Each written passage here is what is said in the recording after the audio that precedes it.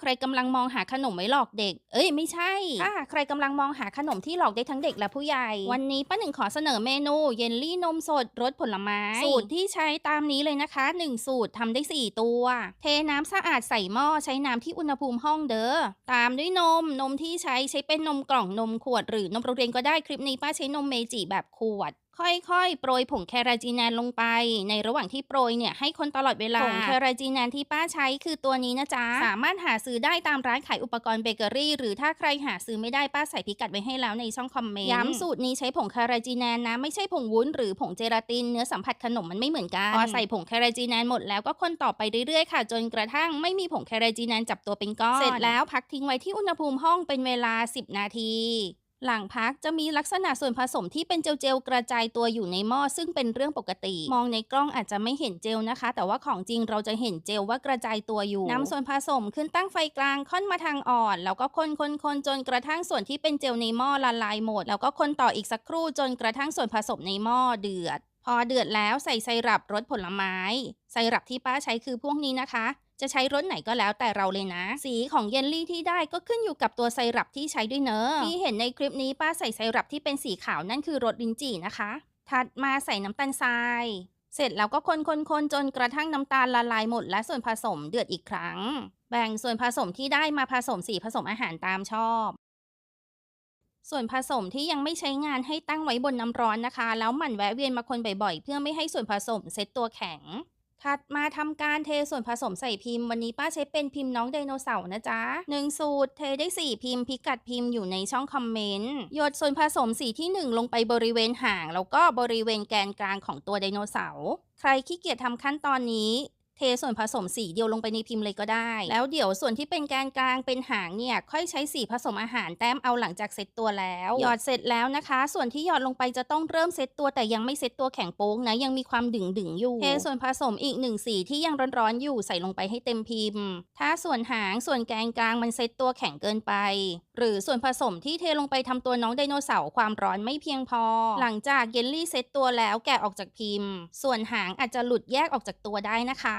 หลังเทจนครบ4พิมพ์แล้วอาจจะมีน้ำเยลลี่เหลืออยู่เล็กน้อยจะเหลือมากเหลือน้อยเนี่ยขึ้นอยู่กับตอนที่เราต้มค่ะบางคนเคี่ยวนานน้ำเยลลี่ก็จะเหลือน้อยบางคนเคี่ยวแป๊บเดียวน้ำเยลลี่ก็จะเหลือเยอะน้ำเยลลี่ที่เหลือไม่ต้องทิ้งนะคะเทใส่พิมพ์อื่นได้หรือจะเทรวมกันแล้วเอาไปต้มให้ละลายก่อนนำมาใช้ใหม่ก็ได้นะคะเทใส่พิมพ์เสร็จแล้วนำไปแช่ตู้เย็นช่องธรรมดาสัก2ชั่วโมงหรือจนกระทั่งเซ็ตตัวพอเซ็ตตัวแล้วก็แกะออกจากพิมพ์โลดถ้าไม่แช่เย็นเขาจะเซ็ตตัวไหมเซ็ตตัวได้นะคะแต่ว่าช้าวิธีการแกะดึงขอบข้างของพิมพ์ให้ทั่วคว่ำลงไปบนจานหรือภาชนะที่ต้องการแบะพิมพ์ออกแล้วก็ยกพิมพ์ขึ้นนำงาดำที่คั่วหรืออบสุกแล้วมาแปะทำเป็นตาให้น้องไดโนเสาร์นำสีผสมอาหารสีแดงหรือสีชมพูผสมน้ำต้มสุกเล็กน้อยแต้มสีทำเป็นแก้มใครที่เทสีไดโนเสาร์สีเดียวก็สามารถใช้สีในส่วนนี้แต้มทำเป็นหางทำเป็นแกนกลางน้องได้นะคะตอนแต้มใครมีพวกผู้กันก็ใช้โลดเด้ออันนี้ป้าขี้เกียจหาเลยเอาหลอดหยดมาแต้มลำบากลำบนนิดนึงเสร็จแล้วน่ารักน่ากัดสุดๆไปเล